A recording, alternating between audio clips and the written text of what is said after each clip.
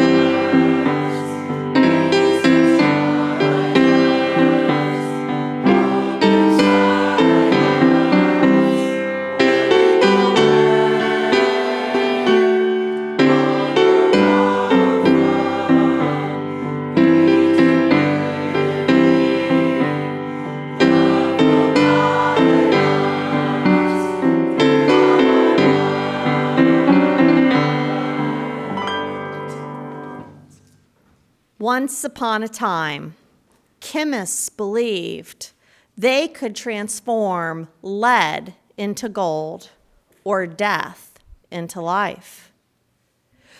We laugh, but are we not also in the business of alchemy, turning loneliness into connection, pain into comfort, anger into solidarity, faith into action?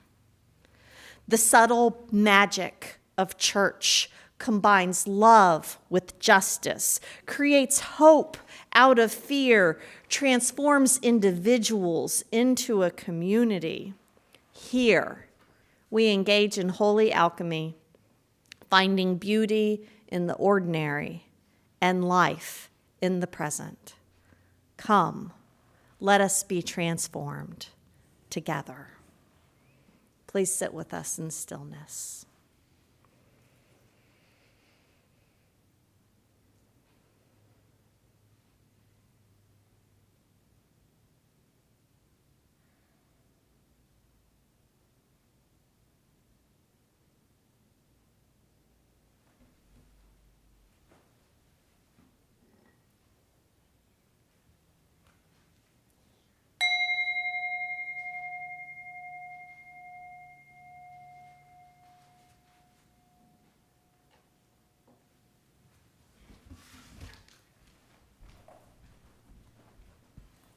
Good morning. Good morning. I'm Emily Catt, and I am your service leader for today. My pronouns are she and her. Today we explore just how deep and wide our sources of inspiration can be. We are on a quest for truth and meaning. It is a quest that doesn't contain just one destination. Instead, it's a journey that is infused with meaning in every step, a path that finds the detours just as meaningful as the main road. One of our sources of inspiration is our vision statement, which our congregation wrote together, and we say every week. Will you join me by saying the words of our vision statement together, which are printed in your bulletin as we light the chalice? We work together as a church to transform ourselves, our community, and our world by pursuing justice and seeking wonder. We'd like to invite any children, all children, youth, parents, the young at heart, up to join us down front for a time for all ages.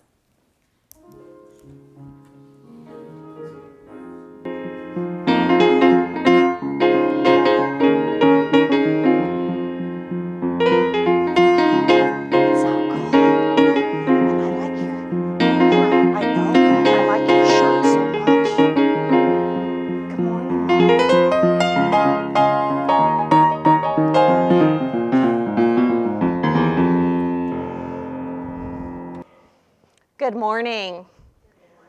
Today we have a story about a very important person in our history, in the nation's history, and in Unitarian Universalist history, and her name is Viola Liuzzo. This is a picture of her daughter Sally and Sally's sweet dog Sheba. And Sally believes that without a doubt her mom Viola was one of the bravest heroes to ever live. And I'm going to tell you her story today, and then we are going to do something very, very special to honor her. So 59 years ago, is 59 years a long time, y'all? Yeah, I bet. It's relative, right? But I bet for y'all, 59 years sounds like a long time. 59 years ago, back in 1965, protesters sang and chanted on the 50-mile march from Selma to Montgomery, Alabama. The Reverend Martin Luther King Jr. was leading a protest march for the voting rights for black people, because black people were not allowed to vote 59 years ago. Or there were just so many obstacles to them to do it that it was very hard to do it. They were marching to the state capitol, and they weren't going to let anyone stop them. And among these marchers were hundreds of Unitarian Universalists. The marchers' numbers had grown to over 20,000. Many people had seen the protests on TV and how there had been a lot of violence turned on the protesters.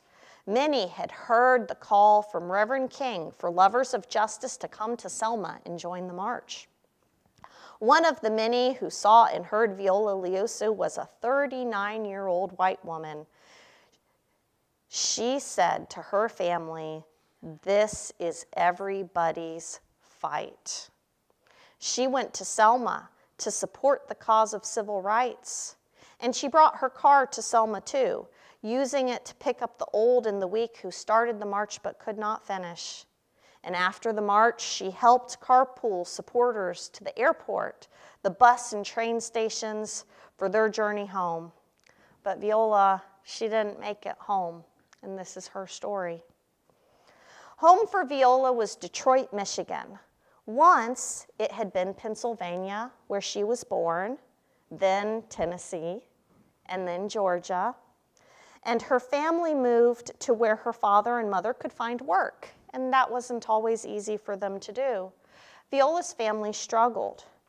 Yet, as hard of a time as their family had, Viola could see that the black people in Tennessee and Georgia had a much harder time. Viola asked herself questions about why some people had so much wealth and others had so little. She wondered what the color of a person's skin had to do with whether they would be a hard worker or a good student. And when her family moved to Michigan, she thought surely it could be better in Michigan. But in Michigan, she encountered segregation like she had never seen before. She saw how white people and black people lived in two different worlds, and she wondered why people thought she couldn't be friends with black people. All that thinking helped Viola decide on firm opinions about what was right and what was wrong and what was fair. And once she made her mind up, no one was going to turn her around. When Viola saw what was happening in Selma and heard Reverend King's call, nothing was going to stop her from doing what she believed she had to do, which was go down to Selma and help the people who were marching.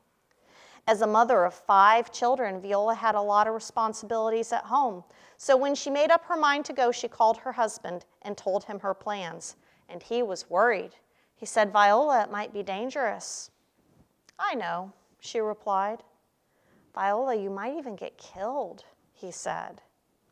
"I know," she answered. But before anyone could talk her out of it, Viola was in a station wagon heading to Alabama. She held hands with black people and white people. She crossed the bridge and they marched 3 strong with their arms linked. And she offered her car to be used if they needed it. Later that night, when the march was finished, Viola was helping marchers get home. And driving along Highway 80 in Alabama, she was killed by members of the Ku Klux Klan because she was a white woman trying to help black people claim their civil rights. They thought this would stop the civil rights movement, but it did the opposite. Like a mighty tide, it kept rolling toward freedom.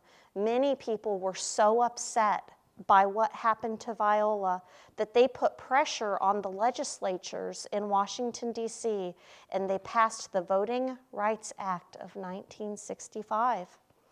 Viola's dedication to her values and sacrifice helped all of us get a little closer to freedom, as the American civil rights movement has been an inspiration for oppressed people all over the world. She is the only white woman honored on the Civil Rights Memorial in Montgomery, Alabama, and there is a plaque in her honor that hangs at the national headquarters of the Unitarian Universalist Association in Boston, Massachusetts. And now, we have named a room in her honor up in our Religious Education Zone building. Our meditation room is now, where did I put it? There it is. The Viola Lioso meditation room. And her daughter, Sally, who lives nearby here in Johnson City, says that her mom, Viola, meditated a lot and used that spiritual practice to give her strength and courage to stand up for what she believed was right. So we can't forget her words that it's everybody's fight. There are still injustices in the world, and since we are all connected, those injustices are our fight too. So we are going to bless this sign and rededicate the meditation room today. So I want to invite you to help me bless it by coming here and putting your hand up on the sign. Can you reach up and touch the sign? And we're going to say a little poem to bless it together. Come on. No, if it's all about what you're comfortable with. Lots of other people are just going to hold their hands out toward the sign, and that would be okay too. All right, y'all ready to repeat after me? We dedicate this room, where all us kids can grow, and learn about some inner peace, and all we need to know. And when we need the courage, to do what we know is right, we will remember Viola. and that it's everybody's fight.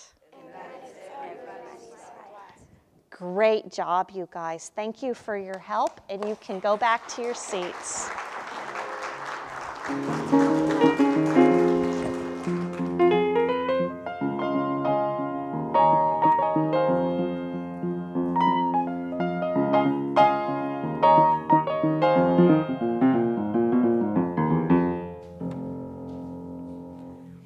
Our special music today comes from our favorite dynamic duo, Liz and James.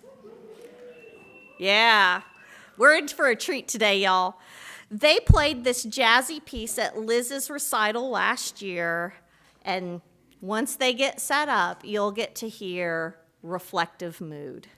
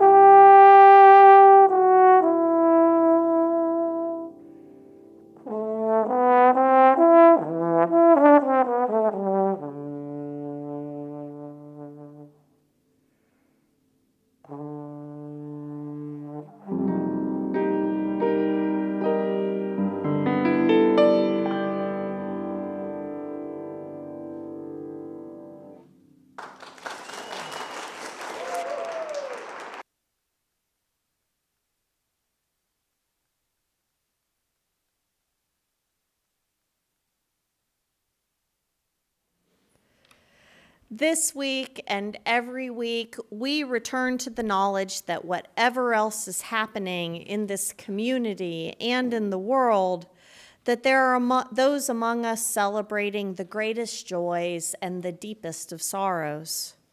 Our commitment to community and showing up for each other means that we set aside this time every week for celebrating our joys and holding our sorrows no matter what else is going on. If you want to shine a light on your journey, you can share a joy or a sorrow in person by using the candle cards that are on the back table. Or, if you want to share a joy or a concern from a distance, you can email me at minister@hvuuc.org. Today is Mother's Day. It's a day of joy for many of us as we remember and celebrate our mothers. And it's a day of joy for some of us as we celebrate our own experiences as parents.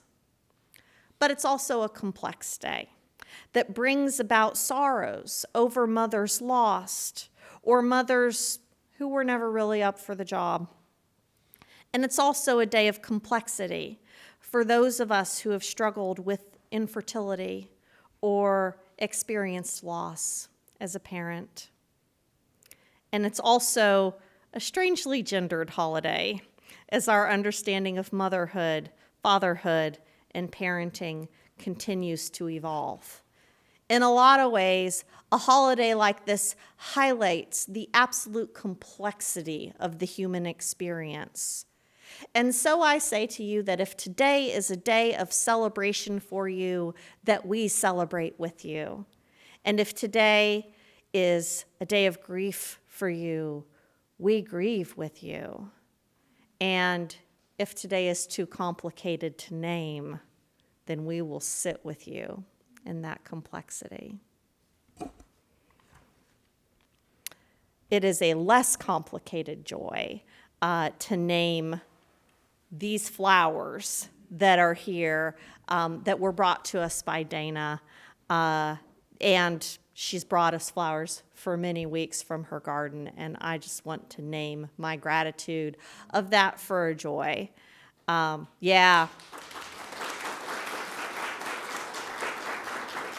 And I'd like to retroactively name all the weeks that Ray brought daffodils in when it was daffodil season. And so we come, bringing all that we are and everything we carry to this table of joy and sorrow, grief and hope, community and care. If you wish to light your own candle, approach the side of the table that is closest to you, and the closer candle keeper will assist you. Please light the candles at the back of the table first so that no one has to reach over an open flame. And if you wish us to light a candle for you, please raise your hand until I acknowledge you, and then I will light a candle for you. And our community is so much larger than just those of us who are in the building this morning. And so we light a candle to hold space for those who are not physically present with us, but are ever in our hearts.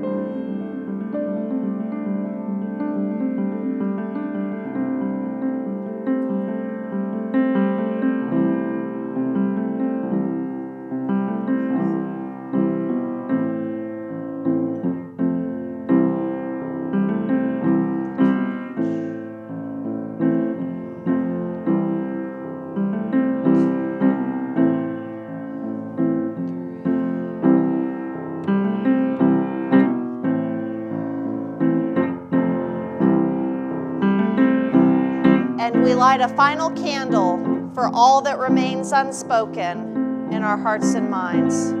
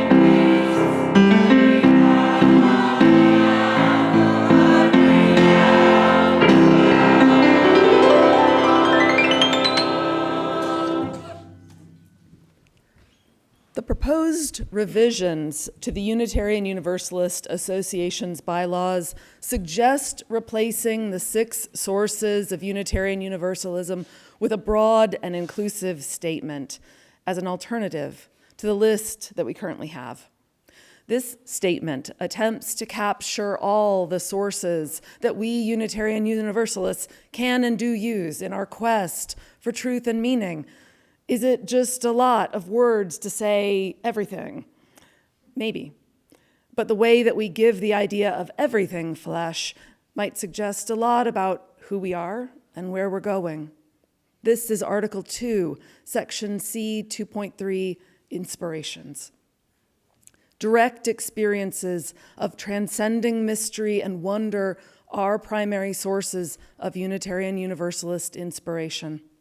These experiences open our hearts, renew our spirits, and transform our lives. We draw upon and are inspired by sacred, secular, and scientific understandings that help us make meaning and live into our values. These sources ground us and sustain us in ordinary, difficult, and joyous times. We respect the histories, contexts, and cultures in which these sources were created and are currently practiced. Grateful for the experiences that move us, aware of the religious ancestries we inherit, and enlivened by the diversity which enriches our faith, we are called to ever deepen and expand our wisdom. The finger pointing at the moon is not the moon. This Zen Buddhist proverb is so prolific and so foundational that I don't even know who to give credit for. It's that old and that well used in the Zen Buddhist tradition. And as we have spent various Sundays scattered throughout this year contemplating the 6 sources of Unitarian Universalism, I have returned to this grounding thought over and over again. The finger pointing at the moon is not the moon. Our sources of inspiration, as they stand right now, are, in short, Reverend Tiffany's paraphrase version, personal experience, the words and actions of people who have changed the world, which we already got to highlight today, the ethical, skeptical, rational perspective of secular humanism, and the vast array of wisdom from world religious traditions, including Christianity and Judaism specifically, and earth-centered spirituality specifically, and all the others. They are the fingers, and they point us to the matters of ultimate meaning. They open our hearts, renew our spirits, and transform our lives. They help us make meaning and live into our values. They ground us and sustain us in ordinary, difficult, and joyous times. But the gift of a life of meaning and integrity that is heart-opening and supported, this life, this community, this feeling of being connected to ultimate meaning, that's the moon. I will admit to you all here that when I saw that the Unitarian Universalist Association was exploring making revisions to Article 2 of the association's bylaws, which essentially updates our foundational identity statements as a community, I wasn't actually that bothered by molding our principles into lived values, as much as I was disappointed by the disappearance of the 6 sources. I love this list and have done a deep dive into each one of them. I was confused why this move was being made. And so I did what I always do when I'm confused by something, and that was go to some people that I trust and ask questions to find clarity. And while they offered a couple of really interesting reasons for the shift from the list of sources to the reading that Emily just shared with us, the most compelling reason for me was this: every list will always be incomplete. If the goal is to see the moon, then really any finger can point to it. And that got me asking, what sources do we already use here that are not on this list? If we have explored the 6 sources this year, then what is present in the everything else that lives outside of this list? I think there's a big category of everything else called stories. Sometimes stories fit into the existing list when they come from personal experiences, or when the stories are coming from the listed religious traditions in the sources. But there are more stories than that. Just this week, out of curiosity, I tracked all of the stories that I encountered that pointed to something about ultimate meaning, either for myself or from one of you as you shared it with me. And honestly, it's a pretty long list for just 1 week. The Andy Griffith Show, snippets of the King Arthur legend, the science fiction of both Ursula K. Le Guin and Octavia Butler, Lord of the Rings, The Addams Family, the comedic life stories of Patrick McManus, 2 different anime series, and the collaborative improvisational storytelling process of a Dungeons & Dragons game. More fingers pointing to the moon. Those are just the stories that I encountered in this 1 week that have tried to say something meaningful to me about ethics, community, love, child rearing, gender, grief, xenophobia, aging, and the nature of good and evil. Every summer, I get to play with the idea of modern storytelling as a sacred text and give you a sermon or 2 about it. Next week, we're doing Star Wars. And in June, we're going to do Jurassic Park.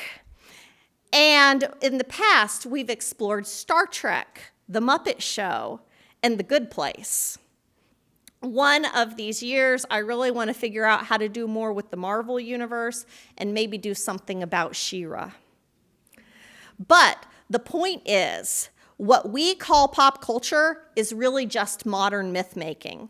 The stories we are telling now matter, and I'm curious to find out which ones will stand the test of time. They are part of the everything that points us to meaningful, inspired, ethical lives. I think another part of the everything is science, which is named explicitly in the new statement, saying we are inspired by sacred, secular, and scientific understandings. I think about how Carl Sagan and Neil deGrasse Tyson point us to awe, Sagan says there's wonder and awe enough in the real world. Nature's a lot better at inventing wonders than we are. Or the way that Neil gets so passionate and excited about how our bodies are made out of elements formed by exploding stars. I think about how evolutionary scientists, starting with Darwin and moving forward, inform our ethics by pointing out that survival of the fittest for primates like us always hinges on our ability to form community and work together. I think about the way that brain scientists explore the ways that we learn and the way that electricity running through this 3-pound lump of fat in our skulls can create spiritual experiences. And the way that mathematicians seek out the mysteries of the universe on a crowded dry erase board. And the way that social scientists gather data on love and beauty and grief and our limitations. And the way that environmental scientists point us to our future with an increased sense of urgency. And I could go on and on and on, couldn't I? There is so much inspiration in science that goes beyond the simple call to skepticism that we already have in our fifth source. And then there are the most random, wild sources that defy categorization. You know them when you encounter them, though. Psychologists call them glimmers, a moment where you go, aha, and you're filled with joy or awe or even a devastating insight for a moment. And I had one such glimmer at General Assembly 2 years ago, playing a game of Uno, of all things, with some friends. That's how this works. It's so unpredictable. Who here has ever played the card game Uno? Raise your hands. All right, so we have a shared point of reference here. All right, I have a few Uno questions for you. If someone plays a draw 2 on you, and you have another draw 2 in your hand, do you have to draw the 2 cards? Or can you play your draw 2 and pass the card drawing debt on down to the next person? Okay. All right. Yes. Okay. So the official rules say you're supposed to draw 2. You just take it. Tough luck. But the way I was raised and the way that a lot of us play, the oral tradition is that we can keep on playing draw 2s until someone doesn't have a draw 2. The way that someone put it on the internet was, thanks for the cards, Uno, we will take it from here. Likewise, the official rules say that you can't play a draw 4 until you have no other options, and then you must play a draw 4. And let me tell you, playing this game by the rules with my small child, trying to teach them how to play Uno, I totally ignored that rule. I was like, I just did not have the heart to do it, you know? So, clearly, a lot of us don't appreciate the official rules. Neither did a lot of the friends that I was playing with. And so instead of arguing about which rules were right or not, we just took a moment to agree on how we were going to play that particular game in that particular moment. And that's when the glimmer happened, because that's how covenant works. It's also a community agreement amongst people working together for specific goals. Our goals here are a little more lofty than playing a game of cards, but the mechanism of really talking out what we need in order to do this together is essentially the same thing. So apparently Uno is one of my sources. Although, you know, the idea of adding that to some official list somewhere just would be ridiculous. And it was a source for my friends, both my friends who are sticklers for the rules and friends who want to be a little more creative with the rules.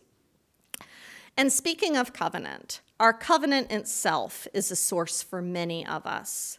This congregation engaged in a process to decide what we needed in order to build community together and created this covenant. We covenant to cherish the worth and dignity of others, to honor our differences, to practice good faith and openness, to communicate directly and honestly, to share our gifts and our gratitude in building our beloved community.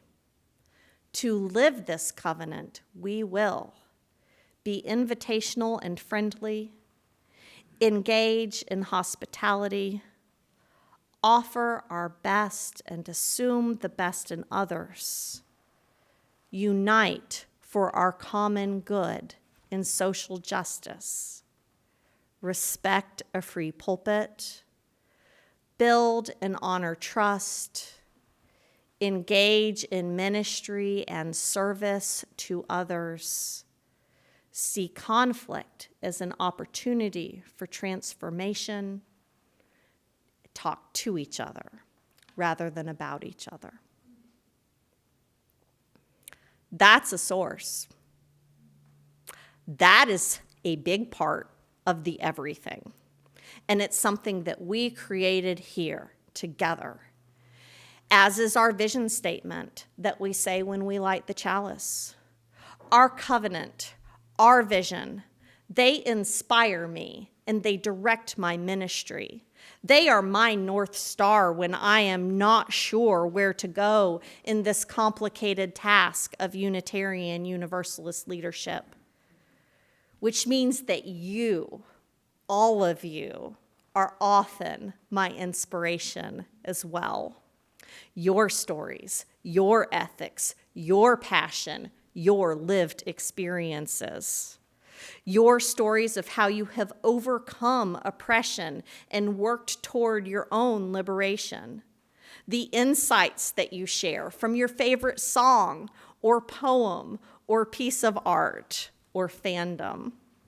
The way you found resilience, courage, and compassion in any given instance. You are my inspiration. So let's inspire each other a little more. I have named many sources, from modern myths to scientific explorations to the big six to the most random encounters. But what are yours?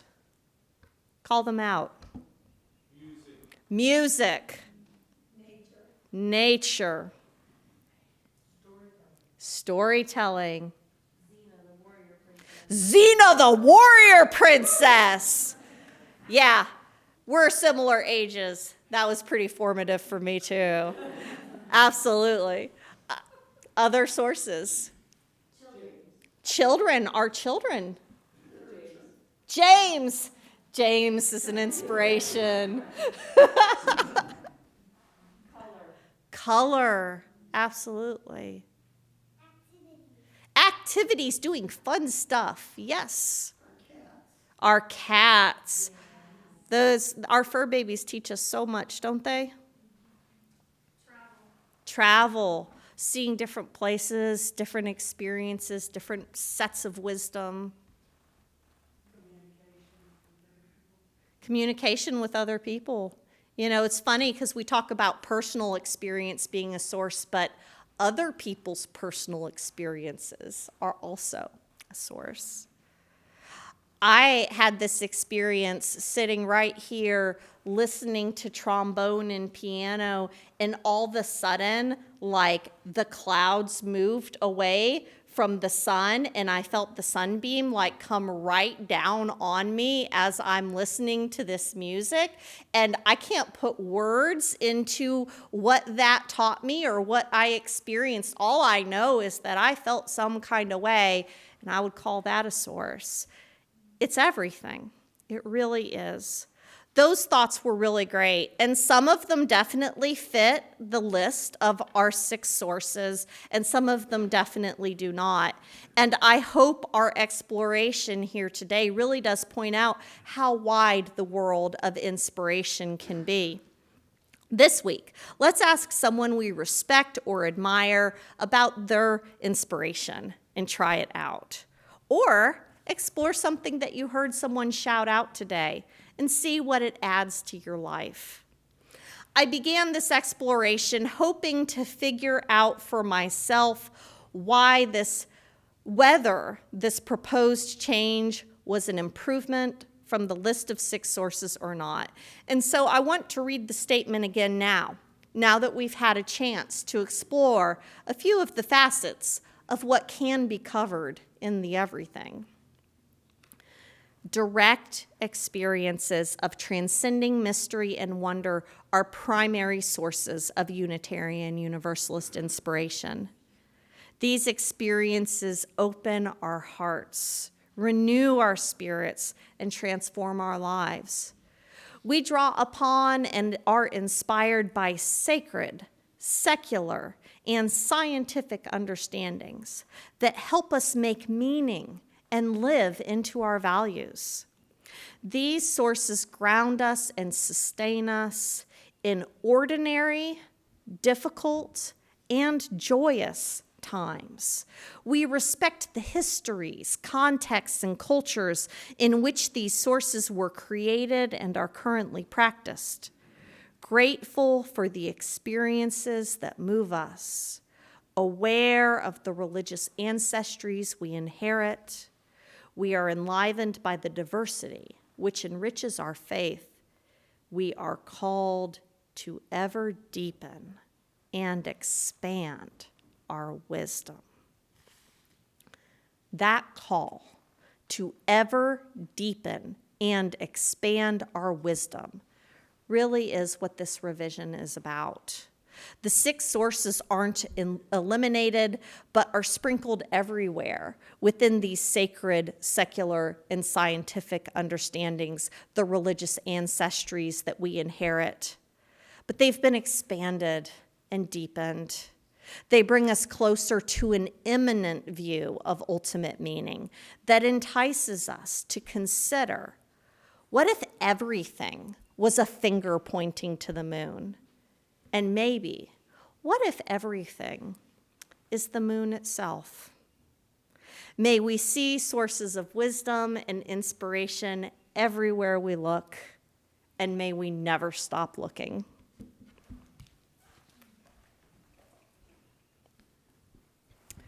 So, inspiration, mysteries, stories, changes abound around us, within us, between us, in our communities, our neighborhoods, and our beloved faith communities.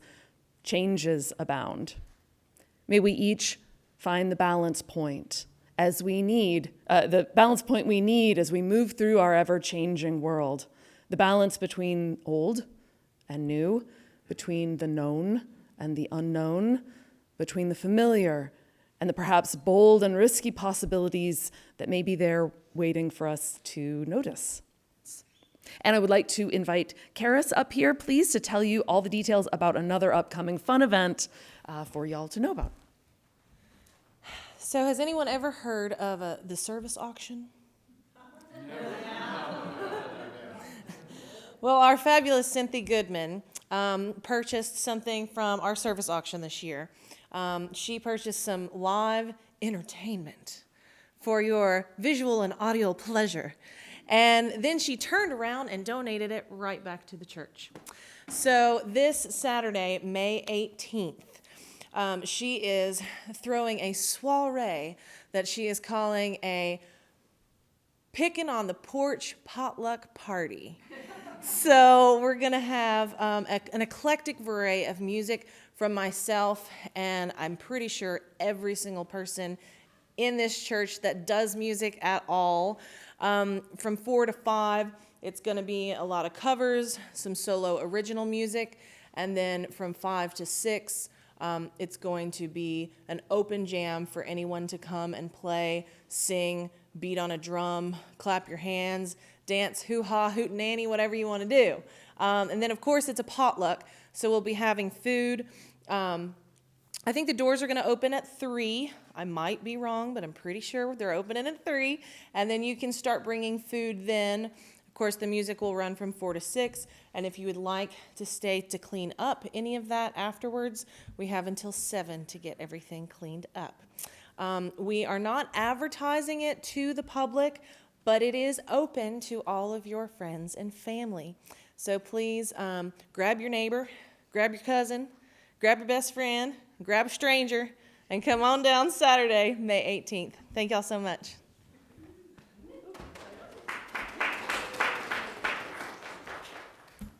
All right, our closing hymn is number 1007. There's a river flowing through my soul in a thinner teal hymnal. This is also where we collect the offering that supports the building that houses us, supports our staff and all the programs here. We could not walk this journey of truth and meaning without your support. So thank you for contributing to our growing community. Please rise with us in body or spirit for our closing hymn, number 1007, There's a River Flowing Through My Soul.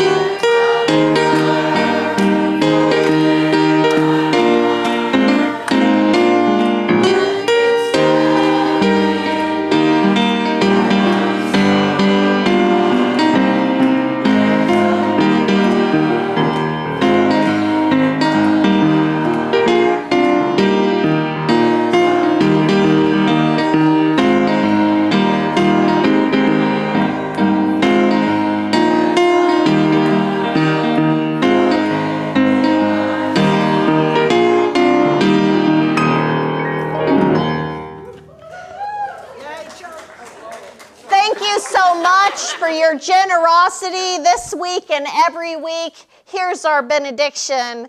May justice lead us to the calling of this moment. May wonder meet us right where we're at. May we discover our collaborators and our companions, and may love guide us on our journey of transformation.